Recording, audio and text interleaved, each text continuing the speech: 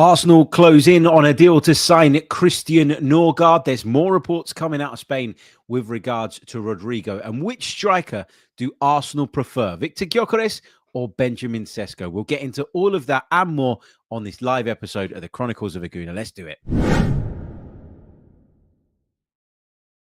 Hey everybody, how are we doing? Welcome back to another live episode of the Chronicles of a Gooner podcast with me, your host, Harry Symeou. Hope you've all had a wonderful morning so far, wonderful day so far. I hope everybody's enjoying the continued good weather here in London. We've got a lot to get into today. We really have. I've copped a lot of stick over the course of the last, 24 hours, I want to say, since expressing my views on the Christian Norgaard signing. I was on Sky Sports News yesterday. I was on Talk Sport. And I'm quite strong in my opinion on this signing. And I've sort of maybe surprised a few people because normally I'm the club puppet, right? Normally I'm the guy that says everything that the top Gooners want to hear. So I think a lot of people have been taken aback by my opinion and my view on this particular deal. And I think, obviously I've had some time to kind of sleep on it and to try and kind of process my thoughts a little bit further. Overall, my view remains the same. And there's probably a bit more nuance to this than I was maybe prepared to kind of go into or I'd processed in the first kind of instance. But I still have a pretty strong view on this. And it's not about Christian Norgaard. It's not Harry sits there and slams Christian Norgaard and says, Christian Norgaard is nowhere near good enough to play for Arsenal and we should keep him a million miles away from our club. Where are your standards? It's none of that kind of stuff. It's definitely not that. It's more a case of a squad building issue for me here. And what I did last night when I got into bed, having come home from Talk Sport and opened my phone to tons and tons and tons of notifications, people slagging me off, some people in agreement with me, others calling me every name under the sun, which is fine, right? Listen, people are entitled to have their opinions. People are entitled to have their views. But I'm older now. I ain't got the time anymore to sit there and argue and go back and forth on X with people that don't even want to have a debate, just want to call you a name. So that's why I'm so grateful and lucky to have this platform, the podcast, the Chronicles of a Gooner, where I get a bit more time. In fact, I get unlimited time to kind of sit down and express my views and share them with you and put a little bit more meat on the bones as to why I'm not overly enthused by the signing of Christian Norgaard. I think this is very much a transfer whereby the way you look at it will depend on how you have framed it in your own mind. Okay, so you can frame this in one of two ways. You can frame it in the sense of Christian Norgaard's coming in to replace Jorginho, and Jorginho wasn't the most mobile, wasn't the most physical, very good passer of the ball, very experienced player, very decorated footballer in the past, but maybe physically was just dwindling a little bit and probably needed to move on at that point and at that stage. And so you go and get Christian Norgaard and you think, well, he's going to be the backup and he brings a slightly different skill set to Jorginho and he's probably close enough to the level of Jorginho for it not to impact on the quality of the squad.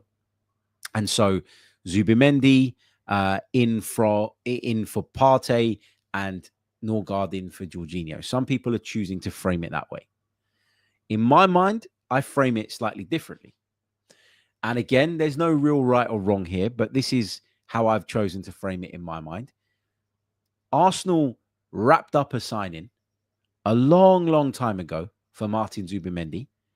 And over the past few months, we have known full well that the Spaniard was going to come in and that he would be the starting six. However, Arsenal's preference was clearly to keep Thomas Partey, because if it wasn't, they wouldn't have engaged in contract talks with the Ghanaian.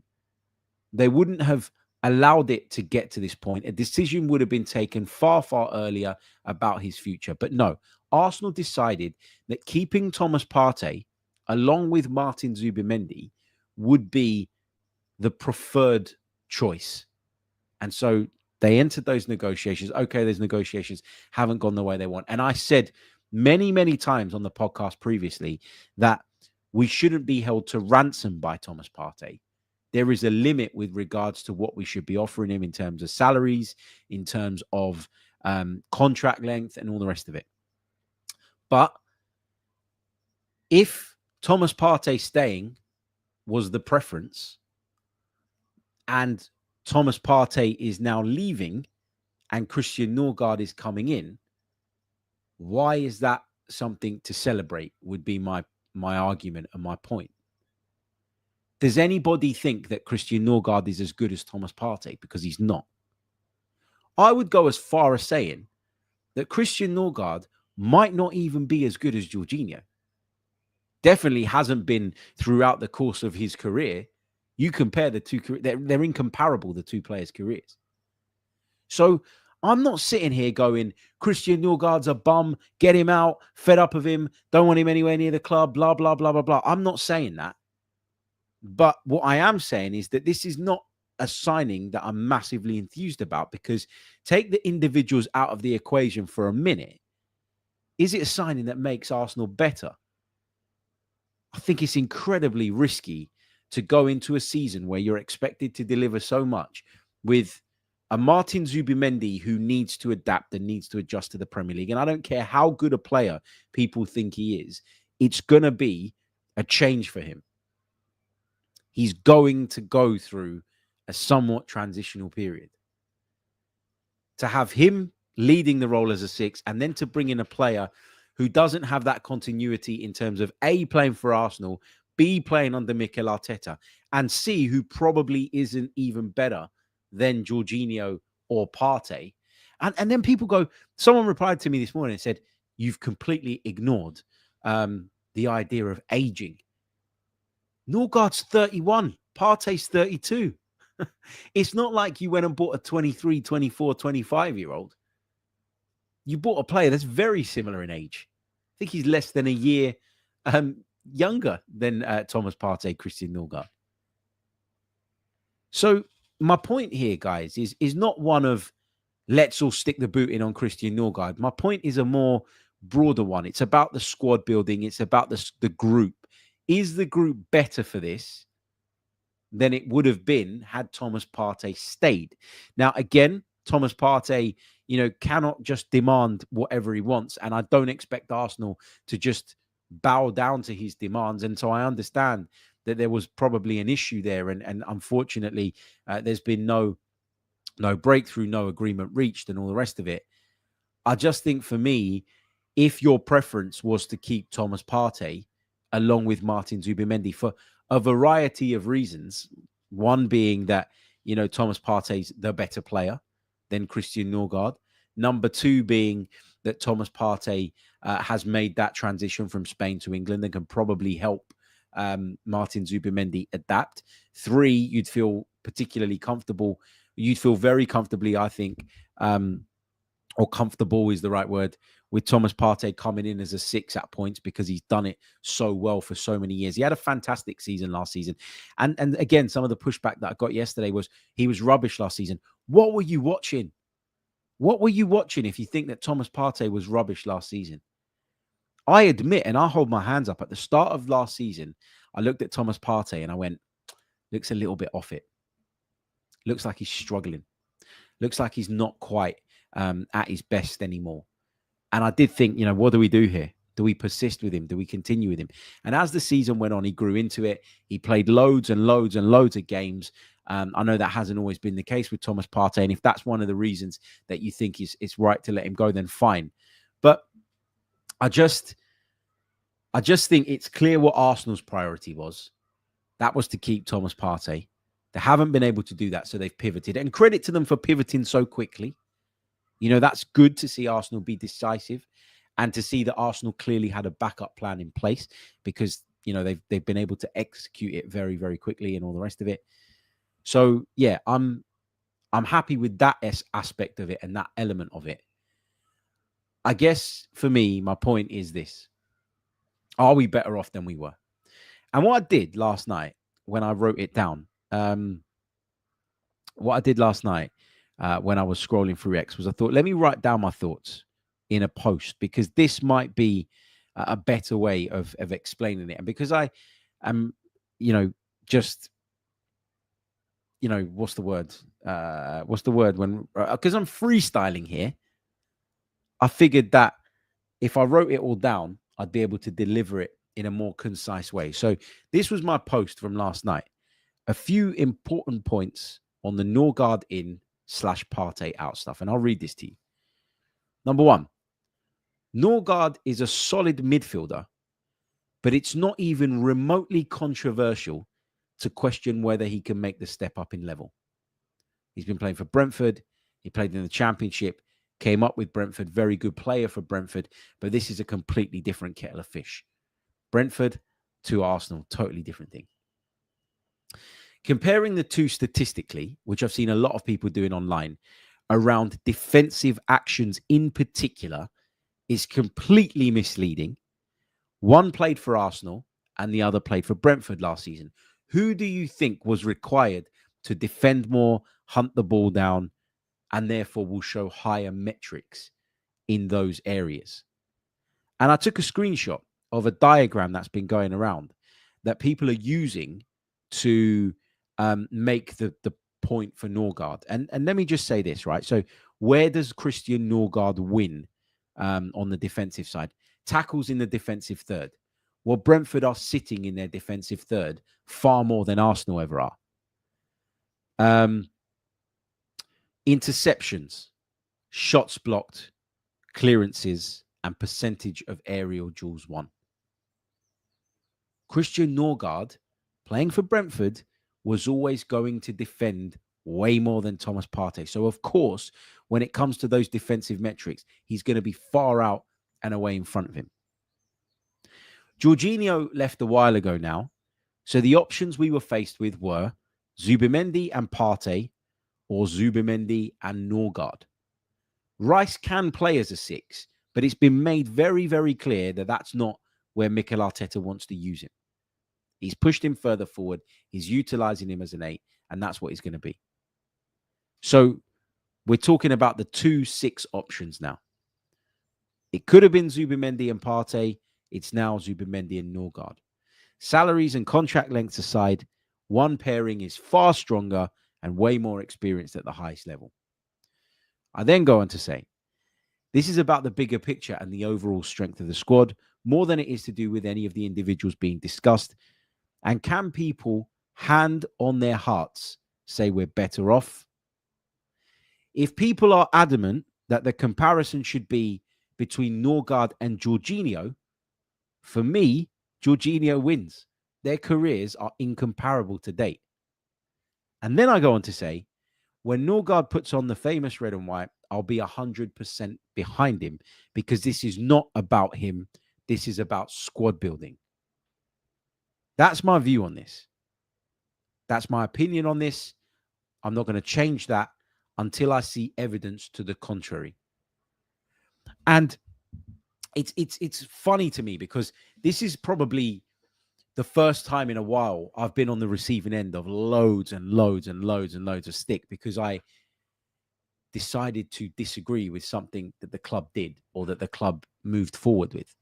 Doesn't mean that I want Mikel Arteta out. Doesn't mean that I want Andrea Berta out. Doesn't mean that I disagree with everything now. I just personally don't really see how this makes Arsenal a better team. And the irony of so many who normally call me the Arsenal puppet. What was that thing I got labelled with a little while ago? Arteta's defense lawyer is one I get a lot. I've heard all of that stuff. What am I now? Now I'm toxic. Now I'm negative. Now I'm not really an Arsenal fan, and I'm the worst person out there because I dared to have a slightly different opinion. Now, is it an opinion I feel so strongly about that I'm going to sit and rant about it for months and months and months and months? No. I made a promise to myself that after today's episode, I won't have this debate again. Not on this platform anyway. I might get asked about it elsewhere, but on this platform, I'm not having this debate again. For me, Christian Norgaard is a decent player. Christian Norgaard could be a good addition to the squad, but it's about the bigger picture. And the bigger picture is simply this. I'm not sure Arsenal are better off in that midfield, in that sixth department, than they were last season. And at this point in our development, I think Arsenal need to be looking to level up wherever possible. Now, if Arsenal go out and sign Rodrygo and Sesko, or Rodrygo and Gyökeres, and it turns out that they decided to compromise a little bit on the quality of this midfield player coming in order to reallocate the funds and go and get the kind of big name attackers that we've all been craving for such a long time, then I will say, okay, cool. Because I'll then judge this signing differently, right? I'll judge this signing differently because I'll then have the full window to look at, and I'll be able to make a more rounded assessment of what Arsenal's summer business looks like. But at this point, you look at, for example, what we've done so far, and you look at the Kepa thing, and I'm fine with that. Backup goalkeeper, no problem. 5 million quid makes sense to me. This one, little bit underwhelming in my personal view. And obviously, Zubimendi looks like a good signing. But again, the people want me to be a hypocrite so that they can hear what they want to hear. Because those of you that have listened to this for a while, those of you that follow me will know that I often say that as good a player technically as I think Martin Zubimendi is, I've got some concerns about how he'll adapt to the Premier League physically. I've got some concerns about how he'll adapt to the new system, to the new style. I don't think he'll be able to go roaming in the Premier League the way that he did in Spain at times. I think there's some doubts about how long it's going to take Martin Zubimendi to kind of get up to speed and up to scratch. And we know, look at the start that we have, by the way. Look at the start that we have going into the new season. We've got a really, really tough run of fixtures, and we've seen last season was evidence of that if you fall behind against clubs and teams of the level of Manchester City and Liverpool, who are both strengthening, by the way, and significantly, you fall behind, you might not catch up again. So again, let's see what it looks like at the end of the window. Let's see what the squad looks like in terms of the bigger picture going into the new season. But I don't think it's controversial to think that Norgaard is a downgrade on Partey. And even if you want to frame it the other way and say that Norgaard is the replacement for Jorginho and that's that, I don't think it's controversial to question whether Norgaard is as good as Jorginho either. The careers of the two players are incomparable. Change is natural, says MK in the chat. Agreed.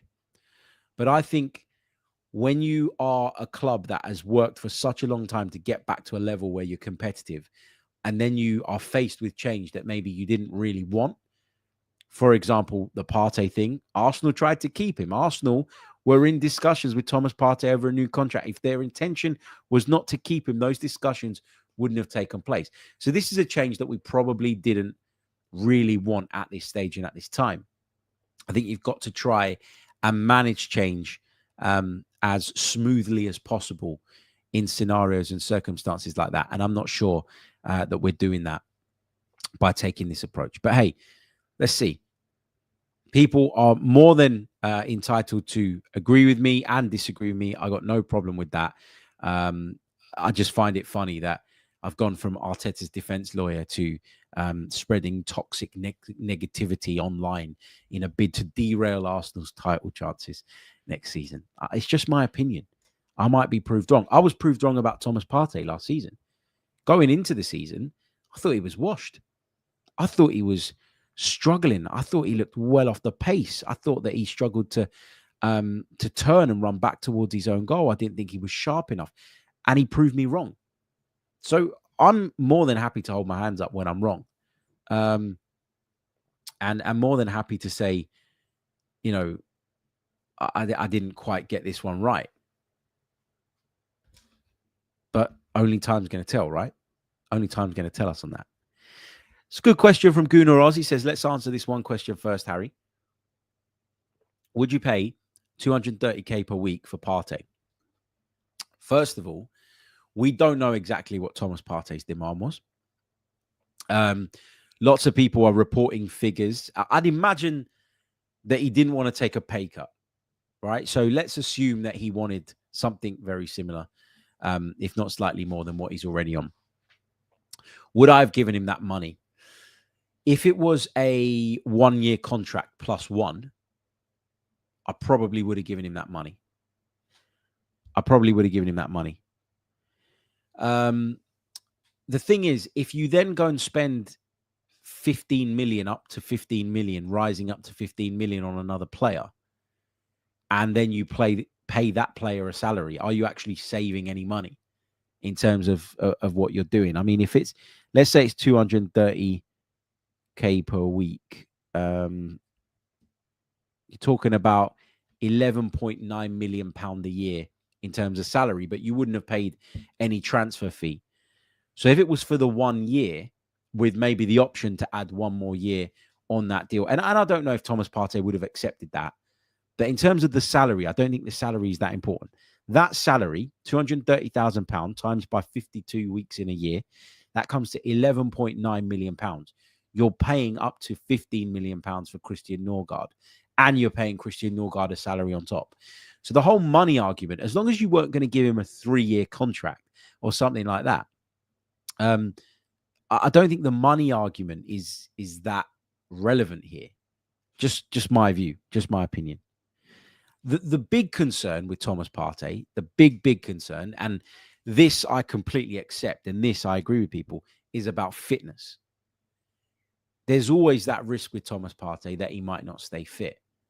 There's always that risk that he might pick up an injury, that he might spend the majority of the season on the sidelines. But everybody keeps telling me that he wouldn't have been playing as a starter anyway, and Zubimendi would. So that risk becomes smaller in that if you're not going to use him as much, if you're not going to run him into the ground, surely he's capable of staying fit. Pushback to that might be that Thomas Partey is a player that needs rhythm. All of those things are valid arguments. All of those things are valid points. And as I said, look, the Thomas Partey thing for me, it wasn't black and white. It was, if the deal made sense for everybody, then we should be doing it. All my point is that I'm not going to sit here and jump up and down and celebrate the signing of Christian Norgaard when we could have had Thomas Partey as the backup to Martin Zubimendi, who for me has been one of the best sixes in the Premier League for a number of years. And that's even with the injuries. So, you know, I just, again, I'm not gonna shit on Christian Norgaard. I respect Christian Norgaard. I respect everything that he's done at Brentford, and I think that he can be a very decent addition to our squad.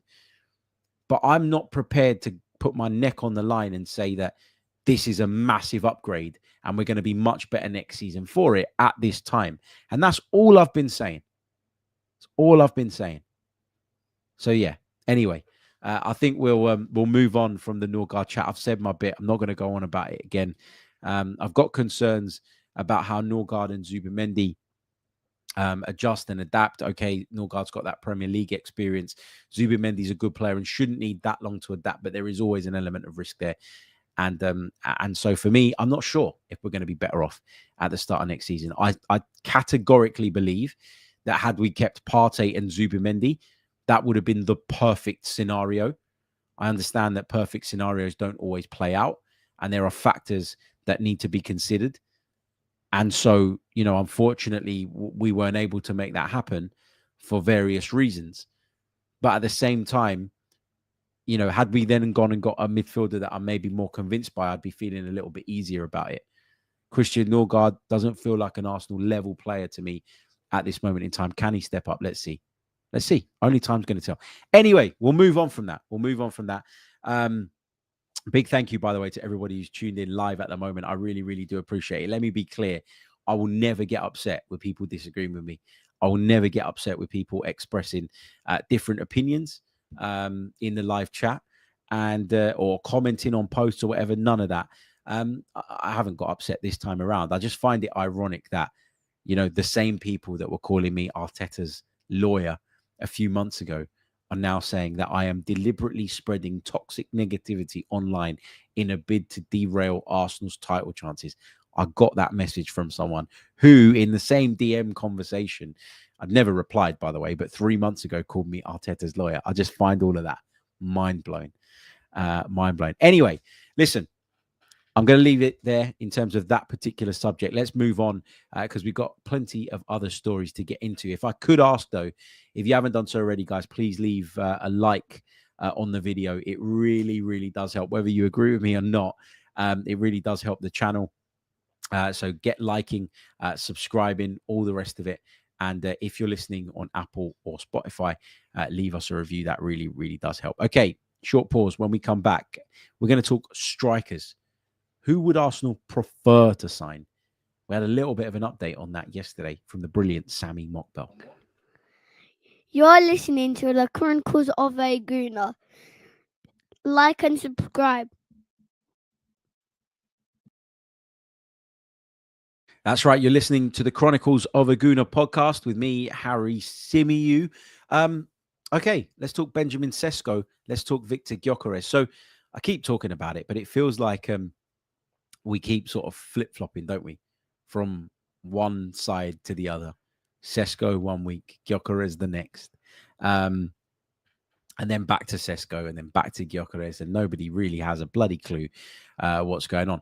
Lots of people have been saying over the last few days that Arsenal are very, very close to signing Victor Gyökeres. We had it reported by Alex Crook that Gyökeres is telling everybody that he's joining Arsenal. I think DiMarzio came out yesterday and said something along the lines of Arsenal will sign Gyökeres because Gyökeres only wants Arsenal. And even though other clubs have been in the mix, that's going to happen.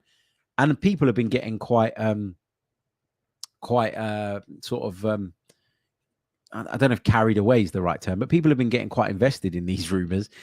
Only for Sammy Mockbell to come out yesterday on the brilliant Latte Firm with FK. Go over and check it out. Make sure you subscribe, to come out and say, if everything goes to plan, then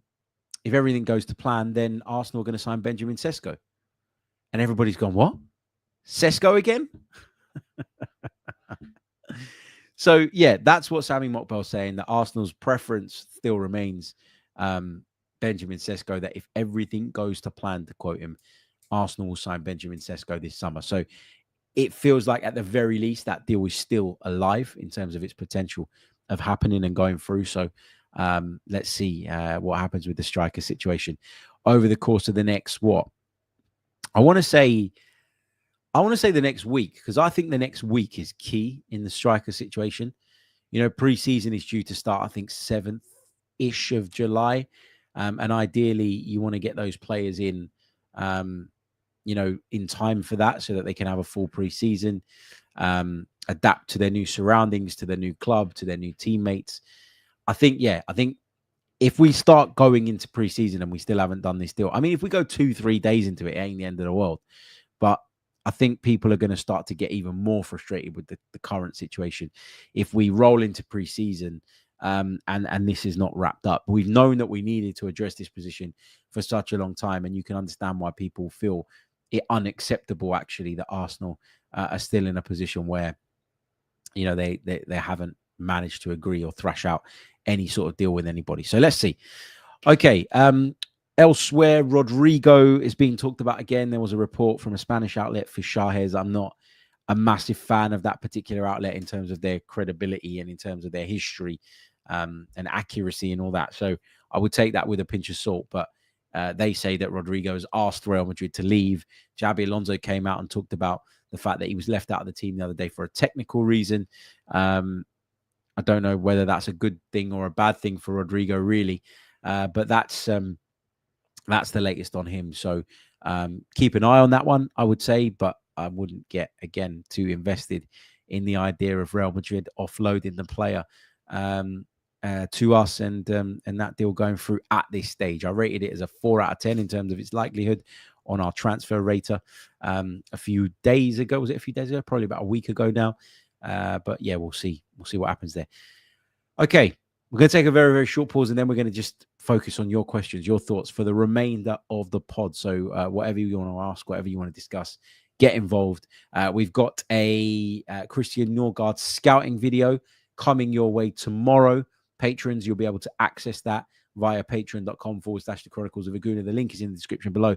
And we've also put the links to the last 3 scouting videos that we've done as well. We've done Gyökeres, we've done Sesko, and we've done Martin Zubimendi. Here's a very brief clip from the Martin Zubimendi one to give our non-patrons an idea of what you get if you sign up and check us out over there. He certainly enjoys getting stuck into the challenges, which I didn't think was necessarily a characteristic of Martin Zubimendi's game. Now, I appreciate and accept that in La Liga, it's different. This is him against Manchester United at Old Trafford. Look at that. Again, riding challenges, taking his time and picking out the right pass in the end. That's a lovely win back. Look at that. One sweep out to the left-hand side. He's not just won the ball back there, but he's managed to sweep it out to the left-hand side nice and early. Again, more of these diagonals out to the left-hand side nice and early. Look at that. Takes his time, turns, and then releases just at the right point. Again, taking it in his stride. Brilliantly done. Again, stepping in front of the ball receiver. And that comes from having good anticipation. That gives you an insight as to what we're doing over on the Patreon side of things. If you'd love to support the podcast, you can do so by visiting patreon.com /the Chronicles of Aguna. I realize that I'm very unpopular today, and I'm unlikely to see any new patrons join the family just because you all think I'm a disgrace and out of order for questioning the Christian Norgaard signing. But anyway, let's take some of your questions from the live chat then for the remainder of the pod. What have we got here? There we go. Let me just scroll through.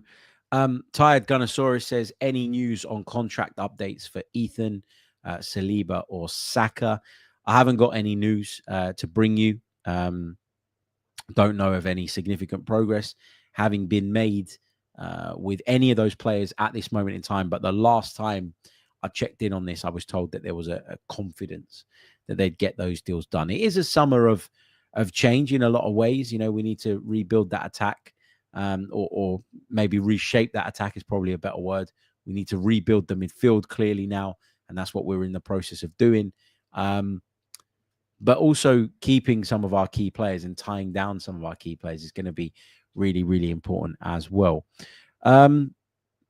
Raz Al Cool says, Harry, have you heard anything on the Barcola links? I haven't at all heard anything about Bradley Barcola. I've read reports claiming that Arsenal are one of the clubs that are interested, but whenever you kind of investigate that a little bit further, you get the sense that PSG have zero intention of selling Bradley Barcola this summer, which you can understand.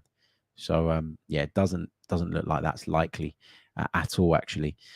Leeds Gunner says, if we brought in Rodrygo and Sesko and say someone like Symeou, would you be okay with Liverpool getting Gyökeres?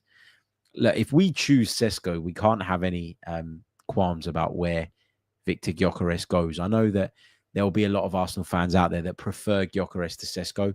I probably slightly lean towards Gyökeres as the kind of here and now solution. But yeah, I mean, if he comes to the Premier League and scores a shit ton of goals and we're watching Sesko struggle, then there will be that conversation, won't there? That'll be inevitable. But yeah, I just think, like, as long as we get our priorities, I'm not really too fussed about what other people are doing. I know a lot of people have sort of commented on City's business so far, on Liverpool's business so far. I'm not really that fussed about what they're doing. I think as long as we get our stuff done, I think that's got to be the primary focus, and then we'll see how we stack up against them when the season begins. Big thank you to Magnum Vodkas for the super chat. Thank you so much. Really, really do appreciate it. He says Norgaard will be great for coming on late in a game to defend it if needed. Yeah, I can see that. I can see that. I can see that for sure. Sniper Scope on the Partey thing. He says, I see it as a madness, Harry. Partey was one of our best players last season. Use the 11 million to give him a pay rise and help bed in Zubimendi. That's what I would have done. But obviously, and look, there are lots of reasons. There are lots of things.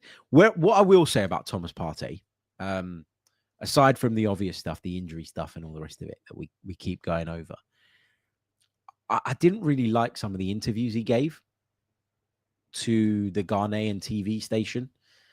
talking about Andrea Berta, talking about agent fees, that sort of boasting about the fact that he got a lot more money out of Atletico Madrid for his agent. I didn't really like that stuff. I mean, there's a good chance that those interviews were given after it became apparent to Thomas Partey that no breakthrough was going to be found. But that still doesn't excuse it for me. I thought he showed a bit of a lack of class there. Maybe the relationship's broken down partly to do with that type of thing. I don't know. Let's roll through the questions. We'll pick up a few more. Leeds Gunner says, I'm going to judge the window at the end, not in the middle. Me too. I'll deliver my kind of overall assessment of the window then. And I think when it comes to transfer windows, I've said this time and time again, you can't often judge them until much further down the line. And I recognize that and I acknowledge that. But you can only express what you feel at the time. And what I've expressed is how I'm feeling at the time. Jasper says, if Sesko wants to up the fee we pay to get his agent more money, he wants a release clause, he wants higher wages, shouldn't the board just have a word with Arteta and go for Gyökeres? Hard balance to find, isn't it? Because you want to give the manager the tools that he wants, because then he's got, in theory, a greater chance of succeeding, and also no excuse when or if things go badly. You know, if you equip him with all the tools, he should do the job to a higher level, to a higher standard. And equally, there is, no questions asked of you as a board, as an ownership internally, because you'd have delivered exactly what's been asked. But I think, again, look, we've been talking about these Gyökeres, Sesko reports, haven't we, about him wanting more money and the release clause and all the rest of it.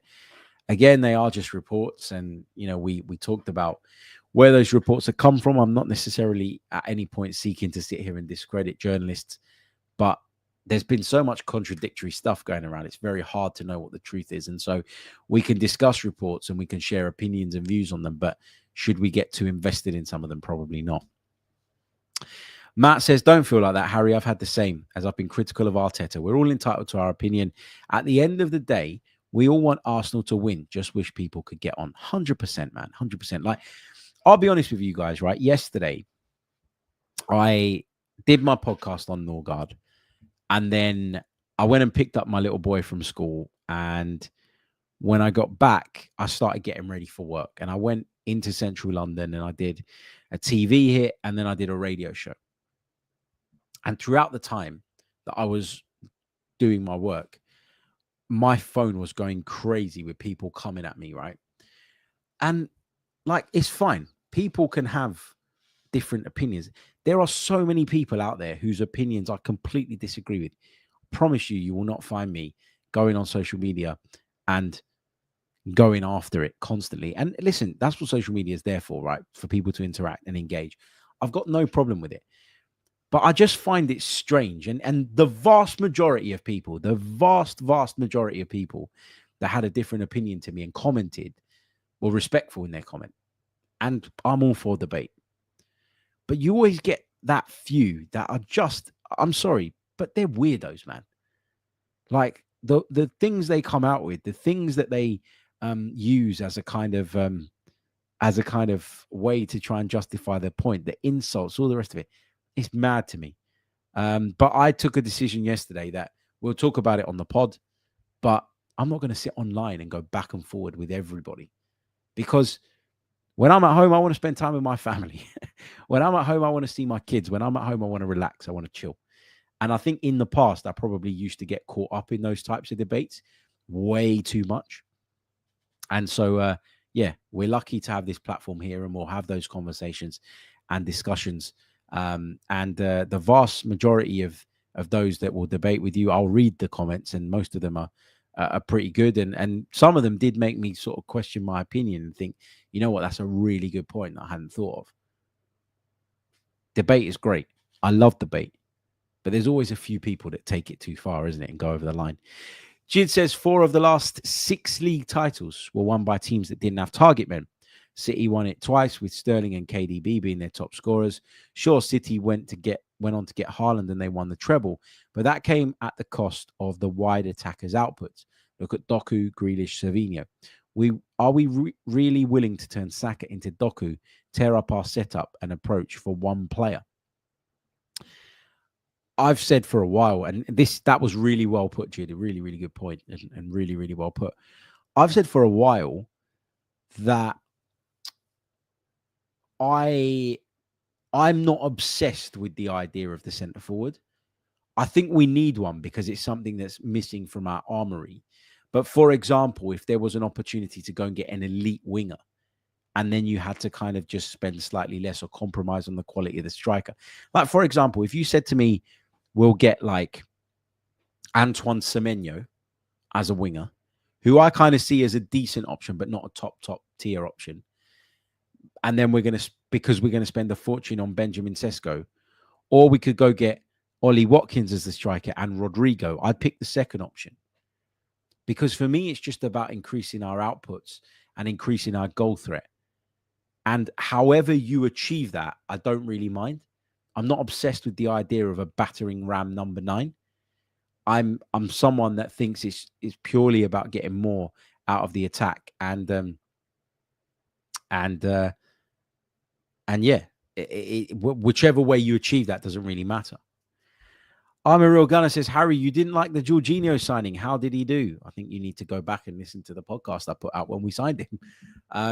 I said that the Jorginho signing at £10 million was a very good signing, and he went on to be a very good signing.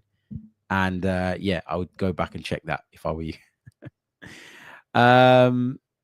What else have we got in the live chat? Let's scroll through. We've got a super chat from Ali. Ali, thank you so much, mate. Really, really do appreciate this.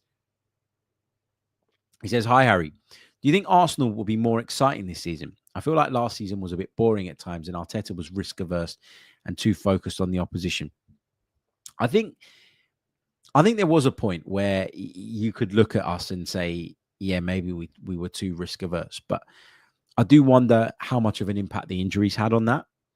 And I do wonder if by default we kind of went into our show a little bit because we were missing some really key players at some really key and important moments. And, that will be partly on the manager because I think he would have adjusted and tweaked the approach in order to try and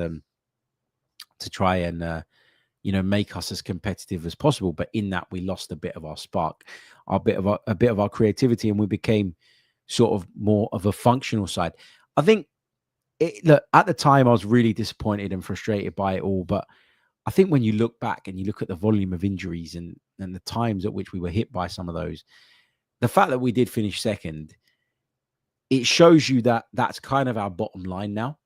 And even when we need to batten down the hatches, take a different approach, or without key players, we're still the best of the rest. And I'm not saying that's something to celebrate or that you get a trophy for or anything like that, but you get the point I'm making. Do I think we'll be more exciting? I think if we keep players fit, we are by default a more exciting team than we showed at times last season. Ganto says, the Timber interview, I think it highlights a dangerous trend of playing players when they are needing surgery. I agree that we've pushed players way too hard at times. I think we ourselves as a football club might have managed certain situations better and might have prevented some of those injuries had we done that. But it's a hard balance to find. You want to be as competitive as possible. You want your best players to play. You need your best players to play. And even more so when some of your other better players are out injured, there becomes a greater reliance. And so I kept talking about how, the Ben White injury was having an impact on Timber throughout the season, actually. But also the Takahiro Tomiyasu injury had a big effect as well, because he's another player that would have been easily adaptable and would have been able to come into those positions and fill that void. And I think we did. Yeah, I think we are feeling the effects of that for sure. But just on that very quickly, that is a sport-wide problem, not just an Arsenal problem. I think it's important to stress that point. Magnum says, some Arsenal demanders say Arsenal have to win a big trophy this season or it's Arteta out. Do you think that's fair, seeing what Liverpool are doing and Man City being the team that they are? I'm Arteta in. I'm Arteta in as well at the moment. I haven't got to that point where my mind has changed on that. I still believe he's the right man. And I still believe that we can go further under him. That's my opinion as of today.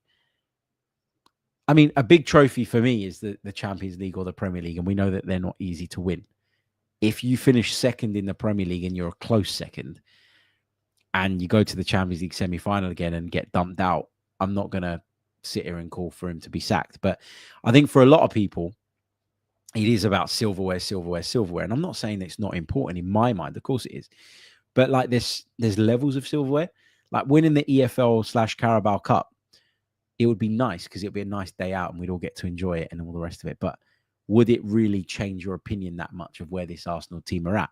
Could be a good springboard in terms of seeing us go on and achieve the things that we want to, which is the big ones. But yeah, I don't think it would change my view too much. So for me, it's got to be one of the big ones. Okay, guys, I am going to leave it there. Thank you all for joining me. Sorry if I didn't get around to your questions today, but I am a little bit pushed for time. But we will be back as soon as any other breaking news drops, really. Or if not, then first thing tomorrow morning, 10 a.m., usual time. Don't forget to subscribe if you haven't. Don't forget to leave a like on the video. It really, really does help. Check us out on Patreon if you wish. All of that great stuff. And I will see you all on the next episode of the Chronicles of a Gooner. And I promise I won't moan about Christian Norgaard anymore. No, wait, let me rephrase that. I won't moan about the Christian Norgaard signing anymore. I'll see you all on the next one. Until then, take care of yourselves. Have a wonderful day. Goodbye.